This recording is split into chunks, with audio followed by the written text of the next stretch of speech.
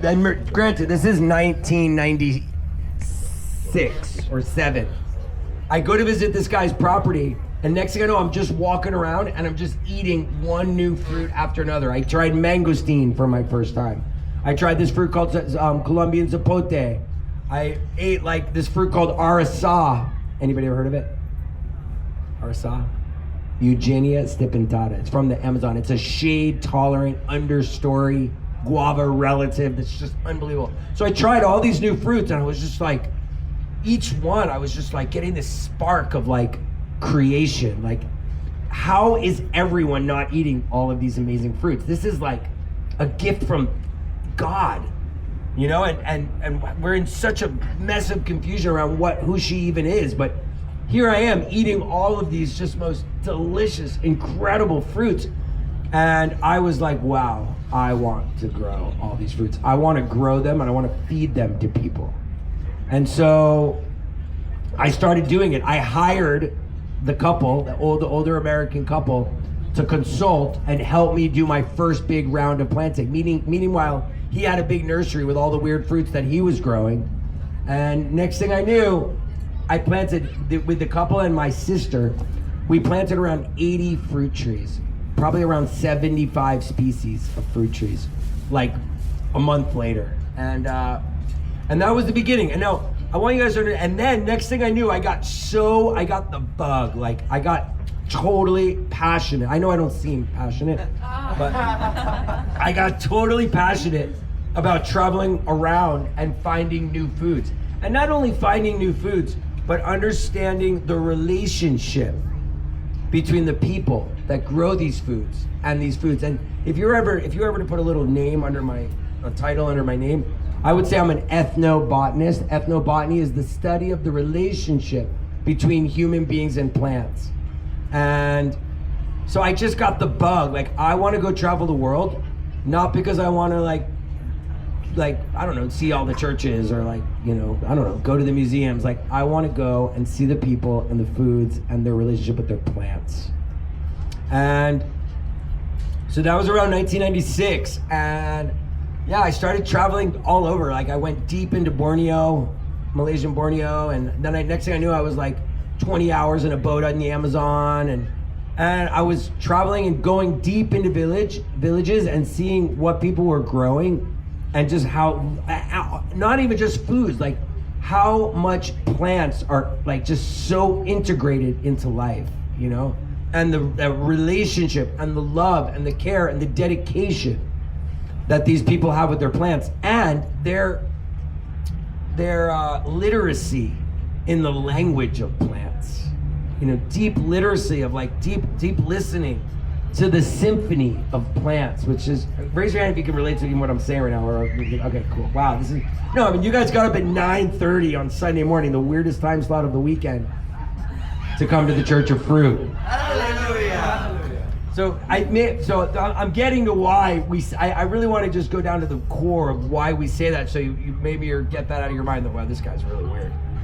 Don't get that out, because I am really weird, but I started collecting these seeds. Like, I would go all the way to Borneo, and I would be with a tribe in a longhouse, and they would come out and they would feed me some fruit I never had, red salak, or, you know, some fruit that I never, willobia, a rare jungle vine from Borneo, and I'd eat this fruit, it's like dripping down my face, and I'm like, oh.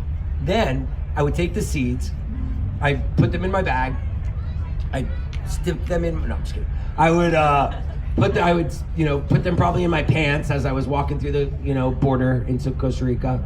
And then I would put them in a little bag with soil, and it would take, I don't know, a month sometimes for them to sprout.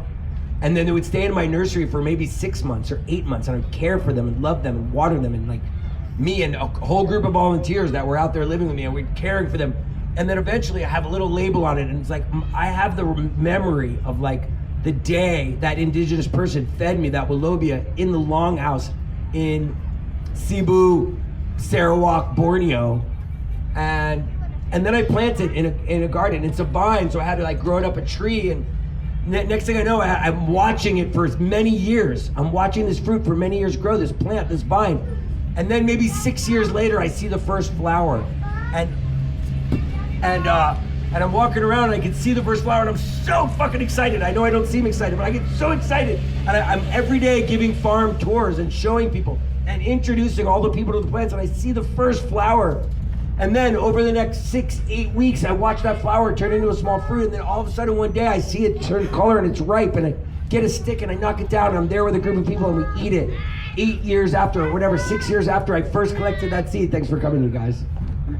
6 or 8 years after I collected that seed, I'm eating the fruit for the first time, and it's like so much love, so much passion, so much care, so much dedication, and all the way tracing back to the Longhouse in Borneo. It's like, it's deep love and deep care, and also like deep sharing. I'm so excited that I just cared so hard for this fruit. I'm so glad that it's fruiting for the first time, and I'm so glad that we get to eat it together. And so welcome to the Church of Fruit. So you see where I'm coming from? Like, so hallelujah. So the roots of hallelujah started when we first started making biochar. You guys know about biochar? So my friend Itai, I think he was like in Jordan or something at the International Permaculture Convergence. I don't know, 20 years ago. And he came back to Costa Rica with the ideas of biochar, and he was so lit about it. Like, he's just like, all we're gonna do is be making biochar. And so he would get so excited about biochar that I think he just had everybody screaming hallelujah about biochar. And then, and this will take us to our first fruit. And then I teach permaculture. Everybody know about permaculture? Yeah. So I teach permaculture, and I remember a big part of permaculture is the introduction or the allowance of the presence of nitrogen-fixing plants. So I got so excited about nitrogen-fixing plants that like early on in the permaculture course, because I talk so much about them, you guys, every time I mention nitrogen-fixing plants, everybody scream! Hallelujah. Now I'm going to tell you why we are so excited about nitrogen-fixing plants. So in conventional agriculture currently, for systems to thrive, they're bringing in so much nitrogen fertilizer. It mostly comes from a byproduct of the petroleum industry. So they are putting a byproduct from the petroleum industry into our food to supply nitrogen to the soil. Like, how can that even be happening? You know, it's like unbelievable. Now you might think of like, well, how did nature do it? Nature wasn't getting a byproduct of the petroleum industry to grow its food.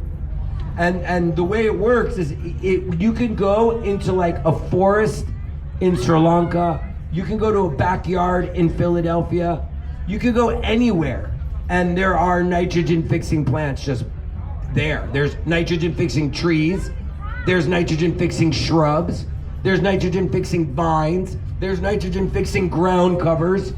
And the reason why we say hallelujah, and I know I don't seem that excitable, but the reason why I'm so excited about them is because what they do is, we have any chemists, people that know about chemistry here? So the air, what's in the air? Nitrogen. 71% nitrogen, the air. Now, if the air is 71% nitrogen, and the thing that we need most to grow our plants is nitrogen, if only we could take the nitrogen out of the air and get it into the soil. Wouldn't that be amazing? And we can, through nitrogen-fixing plants. And now what they're doing, that's why we're even saying the hallelujah, that's so exciting, is that these nitrogen-fixing plants, they take in the nitrogen into their plant, into their veins, and it goes all the way down to the roots. And at the end of those roots, there's these little root nodules. And these little root nodules, at the end of them, they have a symbiotic relationship with a microbacteria that actually takes the nitrogen and makes it available to the plants. Isn't that amazing? It's just one kind of category of plants, mostly the Leguminosae, mostly the bean relatives. All the bean relatives are the ones that are doing that mostly. There's a couple other side ones that could do it also. But that's how it was done in nature. So why aren't we doing that? And you hear about it like, some people will interplant their fields, like they'll put in a bean crop, or they'll put in clover, or they'll put in something to in between to fix the soil. But if you're an industry and you're just trying to take the much as you can out of the land, you're just like, you just could buy this little powder that's got the nitrogen, and like little do you know that it's coming from a byproduct of the petroleum industry. And yeah, so another thing that we talk a lot about in permaculture is stacking functions. Have you guys ever heard of that term? Stacking functions, such a good. Raise your hand if you've taken a permaculture design course. Yes, awesome. Yes, of course you have. So stacking function. So everything about permaculture. So I teach these now I teach a lot online, these 6-month courses. But often what I say, like the first day, is my favorite 3-letter word. It starts with a D and it ends with an H. 1, 2, 3. Duh. 1, 2, 3. Now, does duh translate like in England? Do you guys say duh? Yeah, duh. I mean, it just sounds like it. It's such a great word. Let's think about that word. It's such a great word. Duh. So most of the things we learn in a permaculture course are just the biggest, fattest duh. We don't want to put neurotoxic chemicals into our food. Duh. We don't want to put chlorine and fluoride in our water, the same thing we put in our pools to kill all the things. Duh. We don't want to sleep on mattresses that are off-gassing cancer-causing chemicals. Duh. We don't want to build homes that are also doing that. Duh. What the fuck is happening, you guys? We're doing all these things. Oh my God. So most of the things in permaculture is just like the biggest, fattest duh. Now, stacking functions is one of them. How can we bring one element into our reality, into our system, that could serve many purposes, right? That's all it is, stacking functions. So the reason I'm telling you that is because this first plant that we're gonna eat, it's not only a nitrogen fixing tree, but it's also delicious. So the first plant that we're gonna eat, I need my fairies. Hi, we're fairies. So you can pass these around and break them. You can break them up and everybody get a little segment of it. Anybody know what this is? Tamarind. It's tamarind, yeah. In Spanish we call it tamarindo. And tamarindo is very, very special. So when you get your fruit, I don't think there's enough for one for everybody there. There might be. Hey, I think there is. Not that many people here. 9:30 Sunday morning. What the hell? Maybe we'll put a couple of plates around, and you could just pass around to put the garbage, because we're gonna have some. We'll have some, not garbage. Let's call it something else. Some compost. Yeah, maybe just hand out some plates so that people can put their. Yeah, thanks so much. I want to give a big shout out. So I'm also one of the founders of the Envision Festival in Costa Rica. And I just want to give a big shout out to George and Zach and Megan and Josh and this whole crew, man. This is really epic. This is my first medicine. And a lot of my DJ friends and even my brother here that's working here was saying that what are the best festivals in the world? And people often would say Medicine, Envision, now Colibri, people are talking about. But I really give it's been so smooth. I had to have an artist pick up this morning to bring all my fruit here, and they were right there waiting for me. And I had to get coffee, and they got it for me, and it was great. Wow, there's so much. So don't eat your fruit yet. We're gonna eat it together. We call it a fruit-gasm, a collective fruit-gasm. Now, so you probably, especially you Brits, you probably first had tamarind. Where do you think you first had it? In your Worcestershire sauce. Worcester. How do you say it? Worcester. How do you call it? Worcestershire. Worcestershire. Yeah. That's probably where you first had it, because it's in there.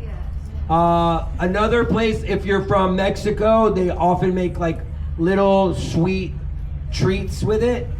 In Costa Rica, at the little soda, which is the little restaurant, you'll often get tamarind juice. If you've ever had pad thai, it's in your pad thai. The reason it's so interesting, because remember I started off about talking about ethnobotany, the relationship between humans and plants. This is one plant, and all of these cultures around the world have very different relationships with it. You know, whether they make sweets, whether they make juice, whether they put it in pad thai, whether they make Worcestershire. So tamarind is amazing. Now the other thing I want to say is there's a wide array of tamarind. Tamarind, like in Costa Rica, our tamarind is very sour, which is great. Like that's what they make juice and they put a shitload of sugar in it. But these are Thai from Thailand. Now the Asians have always been way better at genetic selection. When I first moved to Costa Rica, most of the exciting things I was excited about, you couldn't even get selected varieties. You need a tamarind? Yeah, sure. Welcome. Thanks for coming. But the Asians have been grafting. Are people clear about grafting? What that means? Let's call it vegetative propagation. Everyone's got one. Let's do this first. Let's just give a big shout out to the Thai and just all the magic and all the energy and the tropical Thai sun that watered this tree. All the nitrogen fixing that this tree did.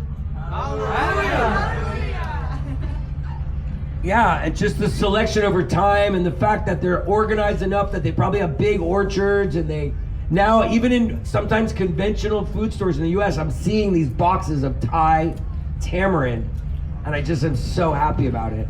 So I just want to give so much respect to the Thai and probably the Chinese merchants that are so good at merchandising, that organize them to box it and then they ship it to Chinatowns around the world, and we get to sit here at the Medicine Fest and wherever we are in England and eat it together. So, welcome to the Church of Fruit. Now, oh, another thing before you eat it, just right before you eat it, last thing.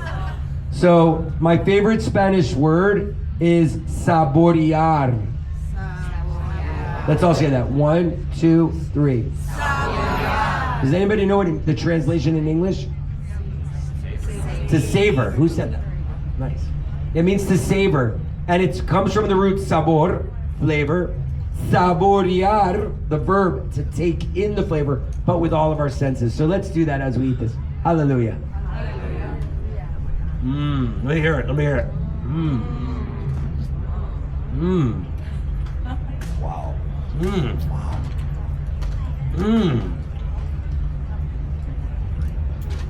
Wow, right? And also like in moments like these, I also like really tap into my 3 most sacred words. And you know what those are?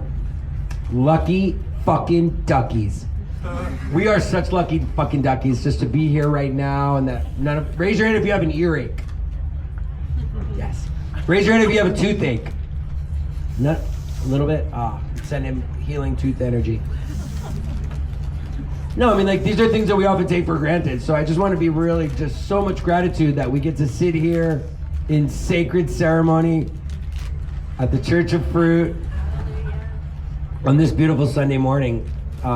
Whose legs are a little tired from dancing and walking so much? I am.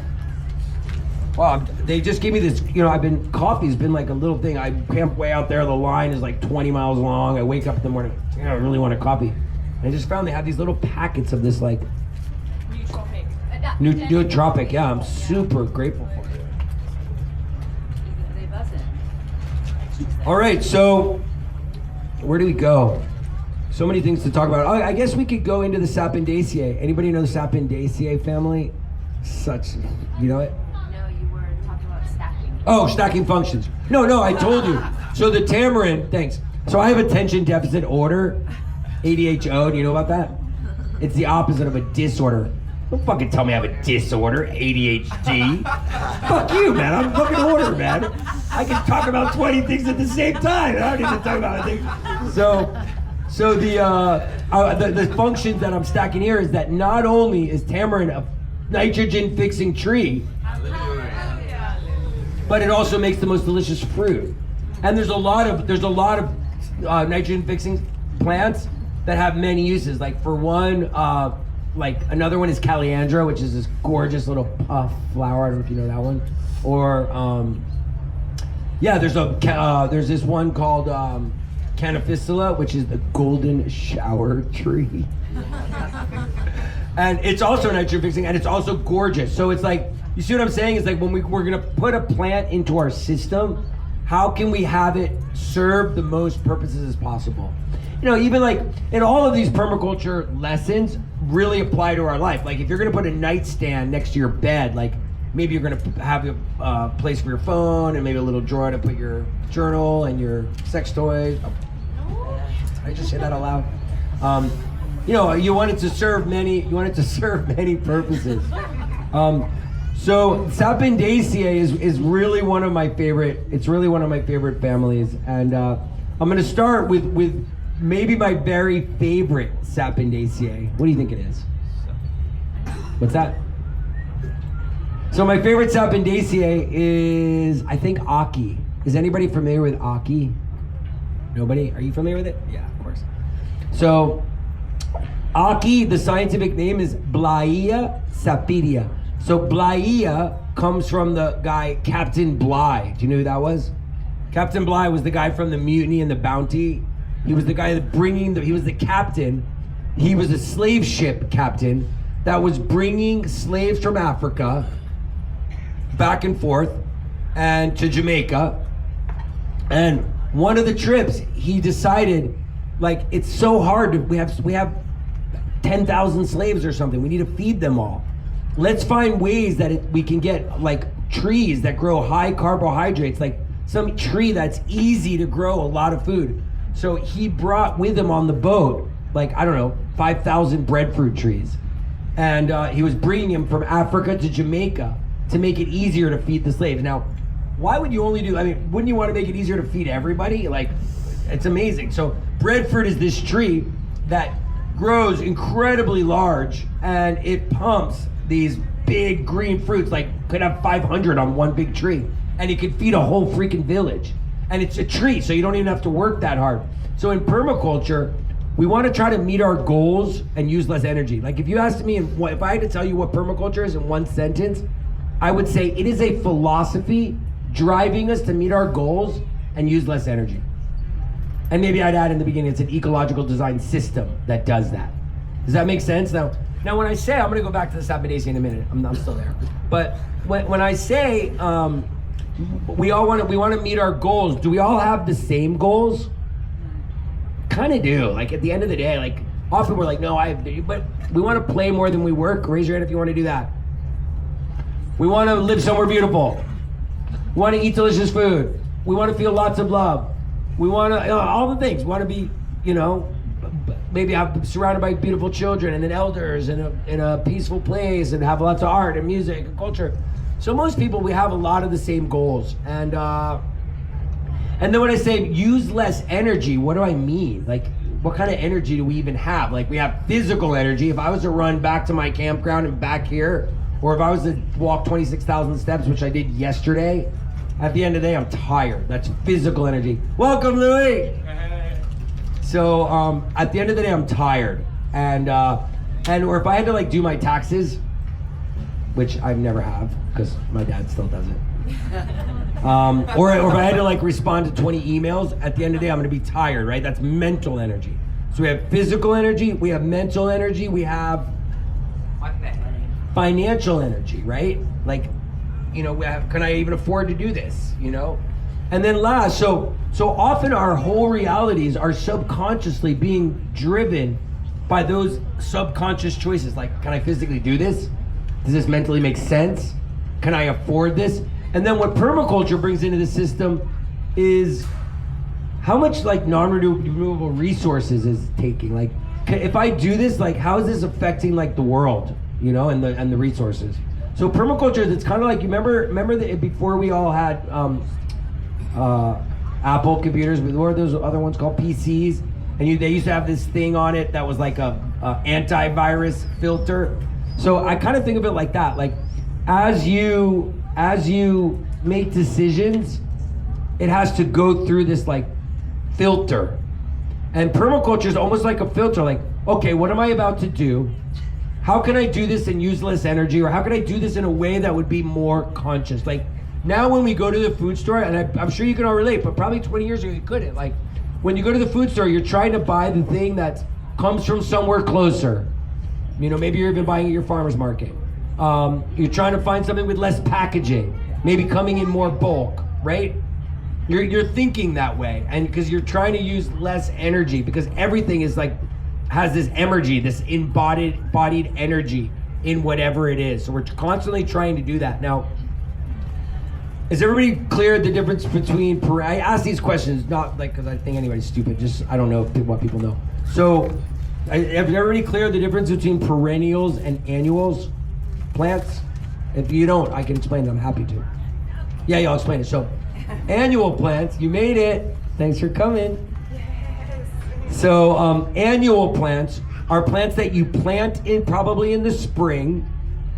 They grow, they flower, they fruit, they die, all in one season. Most of our foods are that. Cucumbers, corn, rice, beans, marijuana,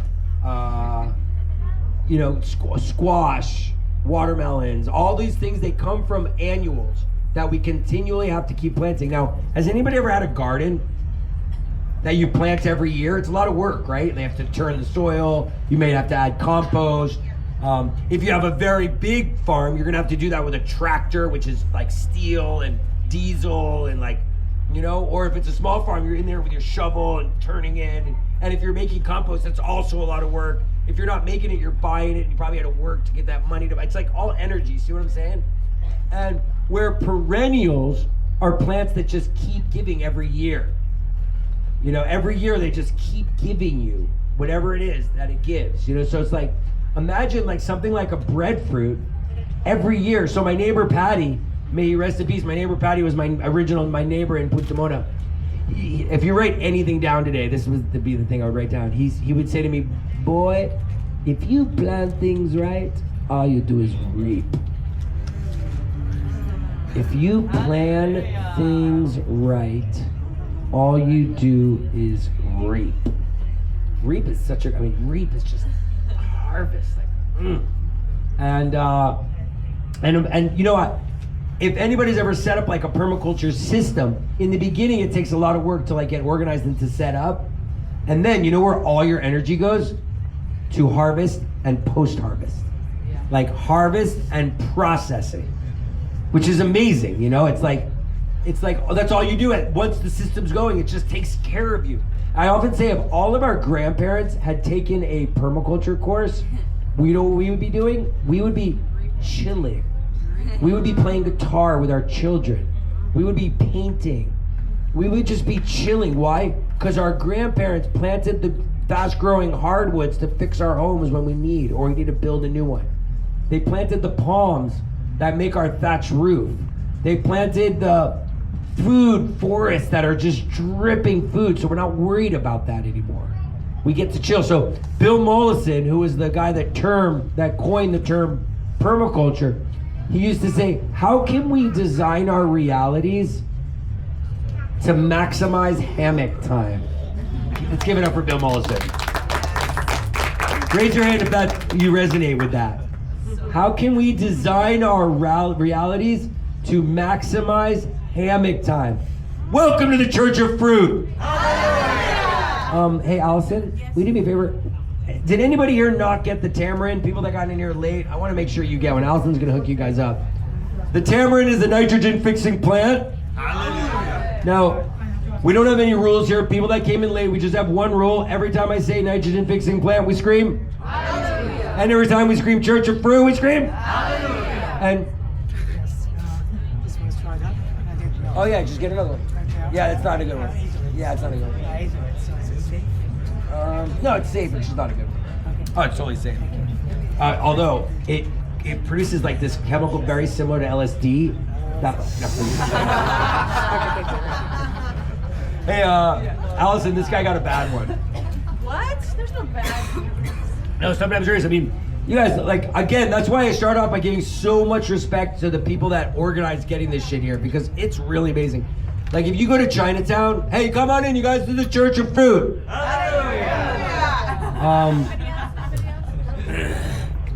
So are you guys catching the drift about the energy? Like, we want to save our energy, and we want to reap the most and spend the less. Like, oh, there's a great term I wanted. There's another thing you might want to write down. That's a really good one. It's called EROI.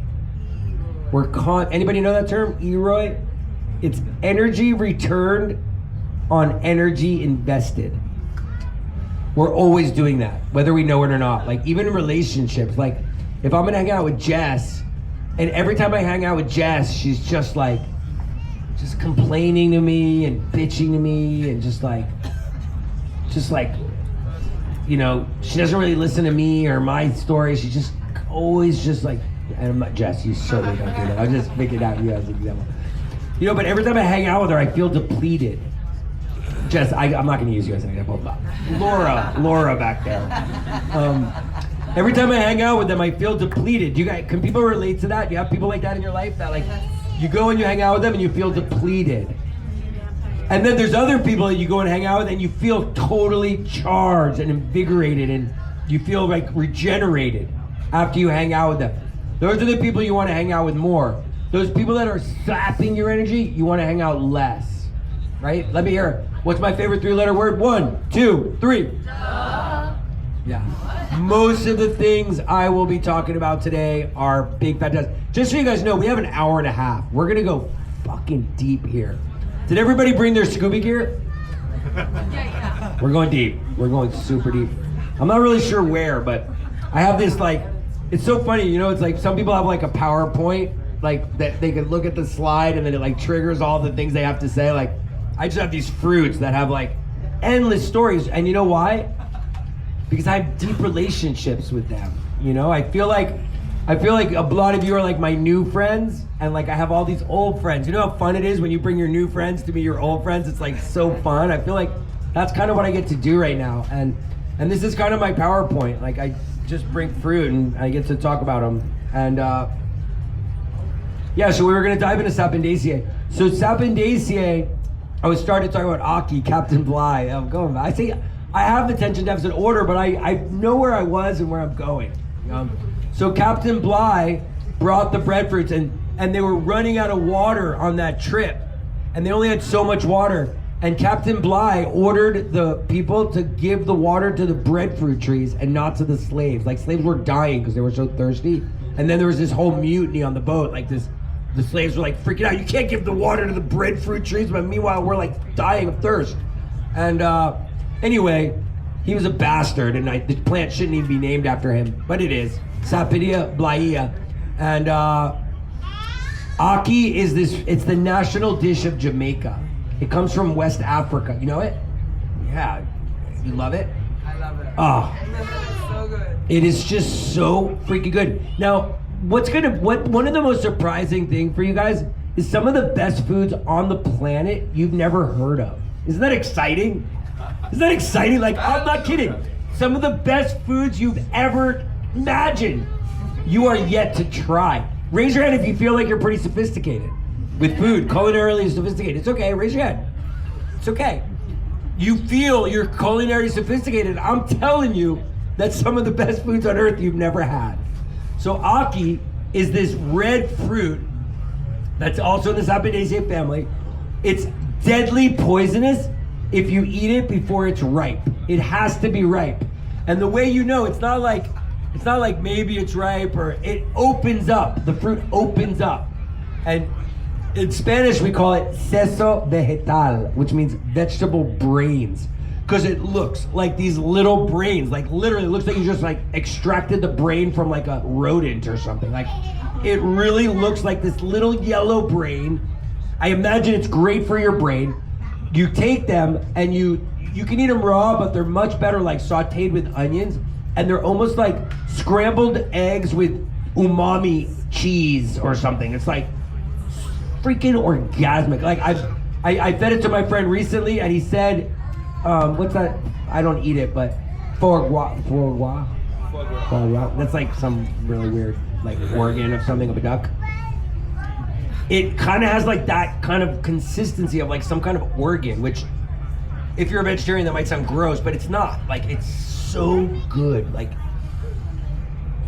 wow, it's so good. And so now I know where I was going. I started telling you about annuals and perennials because I wanted to say like I'm very, very excited. I know I don't seem it, but I'm very, very excited about perennial vegetables.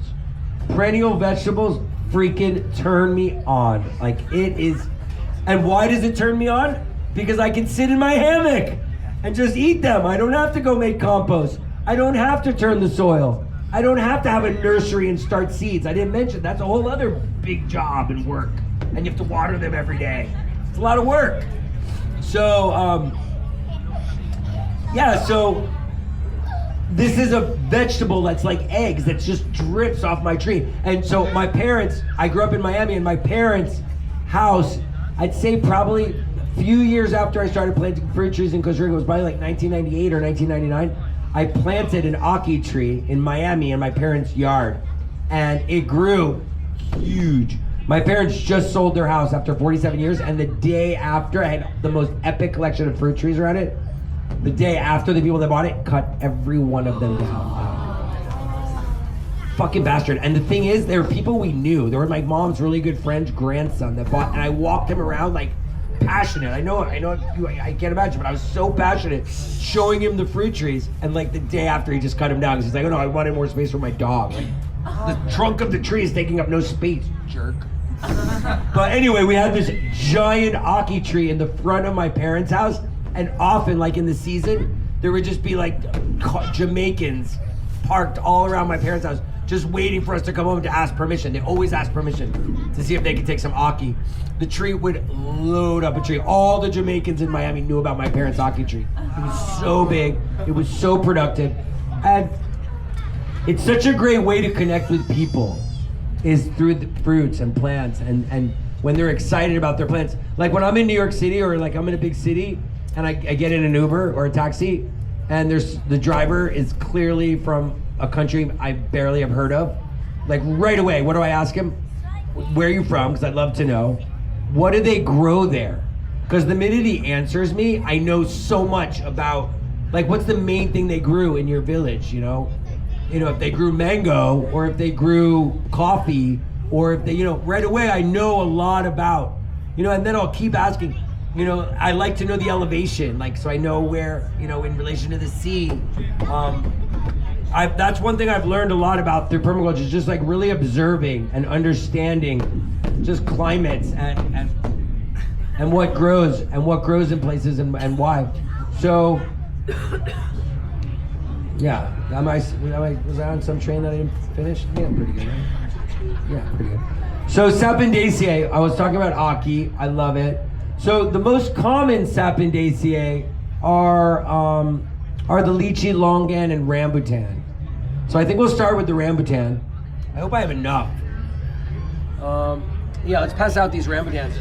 I will. Family holds back. That's what we did in my family. Like if we were having like a dinner and there wasn't maybe enough of something, family would hold back. I don't think Talking to me? I'm talking to you. Family hold. Hey, you talking to me? Are you talking to me? I don't Now, look at these fruits, you guys. Rambutan, I believe in Malay, it means like hairy fruit, a hairy one. It is such a freaking sexy fruit. When you get it, like really look at it. Really look at it. Like really, because remember, we're savoring. We're really taking this in with all our senses, not just our flavor, but like we're gonna smell and look how freaking gorgeous this thing is. Like, it's unfreaking believable. Now, the story I want to tell about rambutan is really an honor to just the botanists and the plant freaks out there. There are some deep plant freaks out there. And there's some that are so freaky that they like snort powdered tobacco right up their nose in the middle of the Church of Fruit.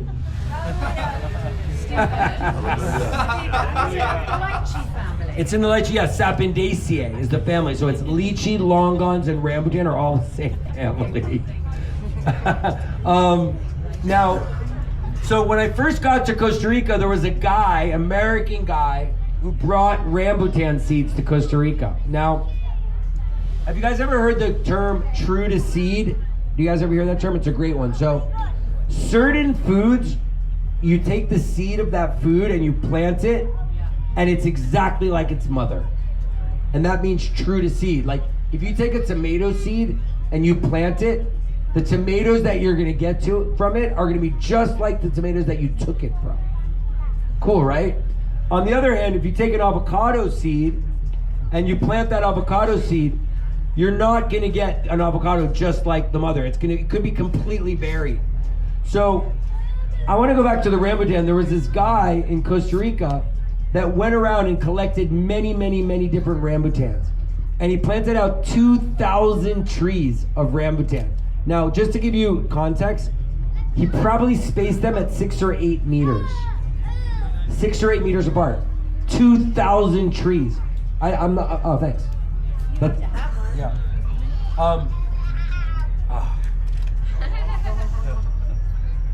So he planted these 2,000 trees, and he had to wait like 4 years or 5 years for them to start to produce. Now, half of them were male. Oh, by the way, we're not eating our rambutans yet. We're all eating together, fruitgasm style. And he planted those 2,000 trees. He waited the 5 or 6 years for them to start producing. And then he walked through with a pad. So, like I said, half of them were probably male. So he went and he cut down all the males. Now he has about 1,000 left. And then he had them in rows and columns. So he had like A4, B7, C9. And he walked around with his pad and he had a list of attributes that each tree had. Now, some of those attributes, what do you think they were? Size, the size of the fruit. What? Color, yes. There are variations. Now, if there's 20 stands in a row selling red rambutans and one of them has yellow rambutans, they're gonna do better, right? So if there's like a variation in color, that's a great one. Like abnormalities. Sometimes in fruits we have this phenomena it's called variegated. Sometimes there'll be like a variegated variety, so maybe we graft that one and we select that one. What's another thing that we might select for? Taste, of course. Does it taste good? Another one in the rambutan reality is, anybody ever heard the term freestone? Freestone means it comes off the seed easily. So when the rambutans first came to Costa Rica, when I first ate them, you would open them and you have to go like this and like eat it off the seed, which wasn't terrible, but they weren't freestone. Now all the rambutans in Costa Rica are grafted, so they're incredibly freestone. Like, I remember the transition where all of a sudden the little rambutan, they call them in Costa Rica mamonchinos. The mamonchino, which just means Chinese sucker. They put such great names on things in Costa Rica. So you'd see a stand that says mamonchino injertado, grafted rambutan.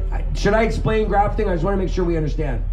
I'm kind of getting there with this story because this is a really important story. So this guy's he's going through and he's writing, another thing that he's selecting for is when the fruit is producing. When is its season? If you have a fruit that produces off season, you're gonna get more money for it. And you're gonna be stoked. If you're living on a homestead, even if you're not selling it, and you have this one rambutan tree that fruits in April, when all the other ones are fruiting in February, you're freaking stoked, right? So I'm gonna tell you a really, really important story. So anyway, this guy ended up cutting down of the nut. So remember, he cut down 1,000 males. He's left with 1,000 females. Now he's cut down about 992 of those. And he selected the best 8. And then he grafted those onto all the other ones. Are we following? Grafting means he took a branch of the selected variety, he cut it into a little V, and then he cut down those other trees and they resprouted little sprigs from their trunk. And then he grafted onto that. He took that twig from the other one, made a little slice and like inserted it almost like a, and then he wrapped out with tape and he lined up the cambium layers. The cambium layers is the area where the water is flowing through the plant. He lined them up and they just spliced together. So now, another thing is so there's 2 parts to this. There's the root stock. The root stock is the bottom. Often when you're in a nursery and you're wanting to graft trees, you'll select a really wild, very resilient tree to the area. So mangoes, like we graft on these like really hairy, kind of like abundant, giant mango trees. We'll graft onto those seedlings. Am I getting too technical? Are we following? So the greatest story that I want to tell around that is about, does anybody know, so what's the most common avocado variety? Hass, right? Everybody. Hass is one of those things that's like, I mean, the lay person that's not so into food and fruit, if you had to say to them, name 5 varieties of things, you know, maybe they would say Red Delicious, maybe they say with Gala apple, maybe they would know Hass. What else would they know? Not many. Not many variety names. But pretty much everybody knows Hass, right? So where do you guys think the Hass avocado comes from? Us. So there's 2 lineages of avocados. There's West Indian avocados, which are the big green ones. Have you guys seen those? And then there's the smaller black avocados, which they call Mexican avocados. It's 2 lineages. Now, the Hass avocado came from, nobody knows? It came from Orange County, California, from this guy Rudolph Haas's backyard. Now, Rudolph Haas, he planted a seed of a Mexican avocado in his backyard in 1928. Now, he probably waited 5 or 6 years, because that's another thing about grafting. Things produce faster because it thinks it's older. So he planted this tree, and many years later it started to produce. Now, all of a sudden, all the people in the town were like, dude, what's up with Rudolph's avocado tree? For one, it was incredible. The other thing that we select for that I didn't mention for is the abundance of things. Like, it's an abundant tree. Now, Rudolph Haas's avocado tree was abundant. And not only was it abundant, but the most interesting thing about his tree was that it flowered and it fruited all at the same time. So he had ripe fruits, and he also had flowering trees. So what was happening? Rudolph had avocados almost the whole year. That's freaking awesome, right? You have that tree outside in your yard, and you're harvesting avocados all year. You're stoked. So they started grafting off of Rudolph the red-nosed reindeer. They started grafting off of his tree. And now, fast forward a little bit, Rudolph's tree died in the mid-1950s. But that's okay, because every single Hass avocado you eat today came from a branch, that came from a branch, that came from a branch, that came from a branch, that came from a branch, came from a branch, came from a branch, came from a branch, came from a branch, came from a branch, came from a branch, came from a branch, came from a branch, came from a branch, came from a branch, came from a branch, came from a branch. Isn't that freaking amazing? It came from a branch, it came from a branch, it came from a branch, it came from a branch, from Rudolph Haas's avocado tree that was from the 1928. Now you see why we call it the Church of Fruit. See? Raise your hand if you're feeling it. Raise your hand if you're feeling it. I know. It's not just me. I'm incredibly excited because it's incredibly exciting. It's fucking exciting. I mean, the fact that we're living in a time where that's happening, the fact that we're living in a time, so my farm in Costa Rica, we were serving meals of ingredients that were meeting for the first time in the history of humanity. Take that in. Like what? Oh, like we would be growing Loroco. So anybody know what Loroco is? Flower. How do you know it? It's from El Salvador. That's my girl. What's your name? Marituli. Huh? Marituli. Marituli, ¿de dónde eres? Del Salvador. ¿Tú eres de El Salvador? Sí, sí. So this is such a great thing. Thank you for being here. So she's from, say your name one more time? Marituli. Marituli. So Marituli is from El Salvador, okay? She right away was excited to say, I know Loroco, it's a flower. Raise your hand if you've ever heard of Loroco. I mean, you're a botanist. Have you ever heard of it? No. You guys, Loroco is one of the best fucking foods in the world. It's one of the best foods in the world. And it is unknown outside of El Salvador and maybe a little bit of Guatemala, southern Guatemala. I've hung out with Guatemalans in Miami that were growing it, so I know in Guatemala they know it a little bit. You guys, it's one of the most delicious foods in the world. It's this little white flour. Again, it's like umami style, like mushroomy. In El Salvador, everybody knows it. Everybody knows it. It's like one of the, sí, claro, pupusa con arroz, claro. I mean, everybody knows it there. It is deeply embedded in your culture. You've been eating it since you were a baby. Like, it's one of the first words you probably learned because it was such a part of your culture. But for some reason, it is unknown outside of, so Loroco is one example. And I'd be mixing Loroco with chaya, which is like Mayan tree spinach, but that wouldn't be that weird, with quail eggs, because we had quail, mixed with, galanga, and just like weird things from Asia, or, just weird things that we were growing, and collecting, and I think that's just another one that we're growing right now that I'm very excited about. It's called safu. Have you heard of safu? Safu is African butter fruit. They're these little purple fruits like this. They taste like guacamole. When you pop them open and you blanch them with warm water, and you could even after that you could toast them for a second on the oven, and they literally, you pop them open and they're like this creamy guacamole inside. And raise your hand if you've ever heard of it. I know. And raise your hand if you think you're pretty sophisticated culinarily. I know. I just had it for the first time a couple of years ago. It's crazy. Anybody know pili nuts? Anybody? I mean, it's amazing, you guys. Pili nut is the best nut in the world.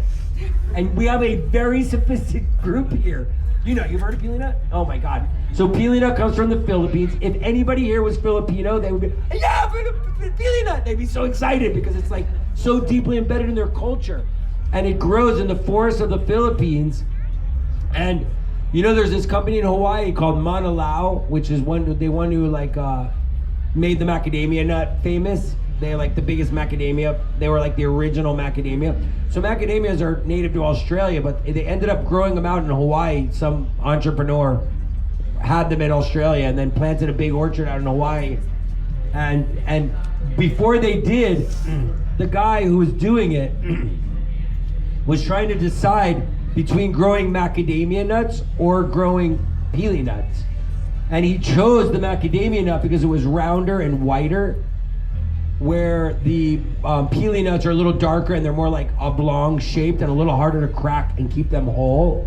But it's the most amazing nut on earth. It's this buttery, delicious, you can order them on Amazon and stuff. Oh, by the way, people often say, hey Steven, if I could do one thing to help the world, I often say, cancel your Amazon Prime. I don't know if you have that in England. Amazon Prime, do you have that? Yeah. Anyway, but cancel it right after you order your pili nuts. I don't know where else to get them. I think you could probably get them around. You could probably look them up online. So, let's go to the next Sapiendaceae. What do you guys think? Oh, we didn't eat the rambutan. Holy shit, we can't go to the next one. We haven't even done this one. So these rambutans probably came from Thailand. They're actually, when I opened the little box up, I can't believe my friend Pao is not here. I sent my friend Pao into Chinatown in London the other day, and she did my full tropical side of this shop.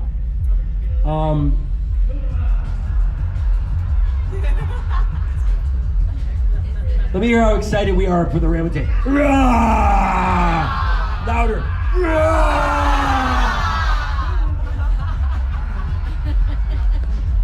Again, we're back in Thailand, giving thanks to the Thai sun, the beautiful Thai people, their deep connection to food, their deep connection to their food. Raise your hand if you've been to Thailand. Unbelievable food, my God. The flavors, the care. Raise your hand if you ever got a Thai massage. Oh, the care, just the love. Oh my God, you just big giant woman is just rubbing my calves in ways I just can't even believe.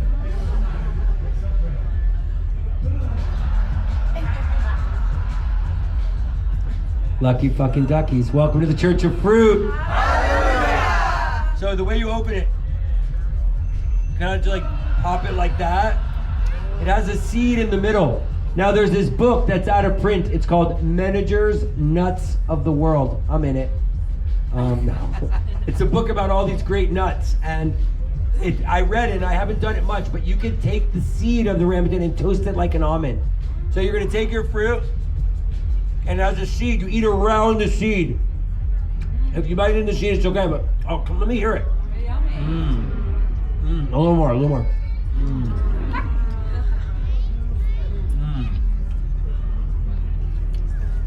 Are you still here, Melody? Steve, sorry, we arrived late. Are there any more? I don't know. Check in with. There isn't. That's one, but there's a lot of more other things. Don't go anywhere. Okay, no. That was just one that I was a little short with. We're gonna move right into the longans. I think I need you too, Jess. Let's get these passed out. How are we doing with time? Anybody know what time it is? It's like 11:45. Oh my God, we're only halfway. Oh my God. No, 11. No, 35 minutes. You've got 25 minutes. You got 25 minutes. What? Wait, what time is it? It's 10:35. So you have half an hour. Holy shit. Better talk faster. It's that 8 Yeah, so while the longans are being passed out, welcome. While the longans are being passed out, I just want to give you guys a little more context. So, like I said, I've been in Costa Rica 31 years, and I just began to radically question everything. Raise your hand if you're doing that also. And I said, you know what? I want to live in a village with all my best friends. And I want to be able to walk to their houses. Think about the commute to your best friend's house or to your children's school. I want to walk my kids to school, and I want to walk them through a fruit orchard on the way. Raise your hand if that sounds good. I might not even want to take a shower. I might just want to jump in the crystal clear river. So, after many years being in Costa Rica, I realized I want to start a village. You know, I want to create that. And so I started listing my criteria. And my criteria was, you know, the more clear we get in our criteria, the better chance we're going to find whatever we're looking for, right? Like if you're looking for a husband or you're looking for a job, like get really clear what you want and you'll probably find it. So I knew that I wanted to be in Costa Rica, and I knew that I wanted to be somewhere closer to San Jose, because where I was living was so far. I wanted it to be like within an hour. And then I knew that I wanted to be somewhere between 400 and 800 meters above sea level. And the reason I like that climate is because it's low enough to grow the deep tropical fruits, and it's higher and a little cooler so I can grow the vegetables. And then I knew that I wanted to find land that had already been radically disturbed, like deforested, because I wanted to come in and regenerate it. Often like people show up in areas and they fall in love with like a rainforest or something and a waterfall, and they're like, oh yeah, I want to create an eco-village here. Well, what are you gonna do, cut down all the existing forests so you could do it? We can't do that anymore. We're in a very different time. Like there's enough deforested land. We need to come in and regenerate the land. Yeah. And then I knew that I wanted to be able to lay naked on big hot boulders until I got so hot and crispy, and then I could roll into the crystal clear pool of water and drink it. Raise your hand if that sounds good. Should we put that in our criteria in the land that we're seeking? Yes. Okay, and then once I have the criteria, I decide which one do I want to put a check next to, meaning it's non-negotiable. Like maybe the river is non-negotiable. Maybe if it's an hour and 20 minutes away from San Jose, it's okay. Like get really clear on the boundaries of your criteria. Thanks. And so I was so clear with my criteria that I found the land like the next day when I started to look for it. And it's about an hour outside of San Jose. It's called San Mateo. Can you guys give it up for my friend Louie back there?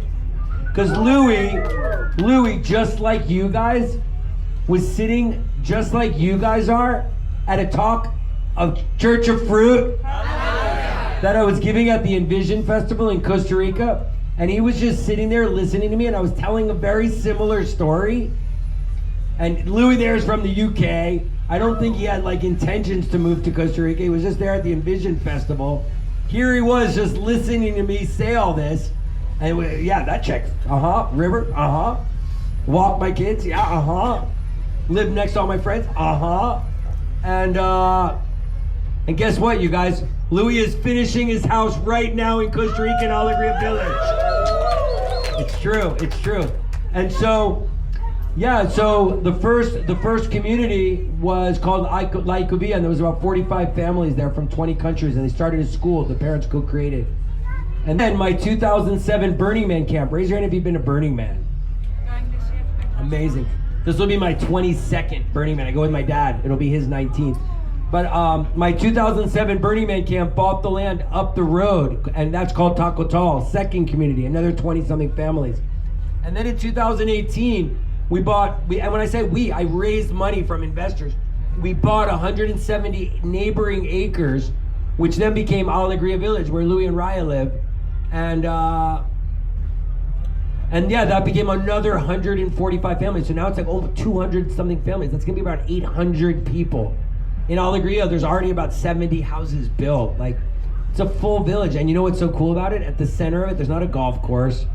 There's not like a big rec center. There's a giant freaking garden with a yoga deck up on this giant rock overlooking it, with this big 60-foot, 20-meter dome in the middle of it, just where we gather every Tuesday. Part of your HOA dues is you get big baskets of unlimited food and tropical fruits. All the 4 kilometers of roads that run through the community are just lined with exotic fruit trees, like Noah's Ark style. I started bringing all the plants from Punta Mona to line the roads at Alegria. And now last week they just had a syntropic planting festival. I wasn't there, but it's happening, you guys. And I think the whole point of doing this is, one, to connect to God, so she just feels your gratitude for all the fruits she's providing.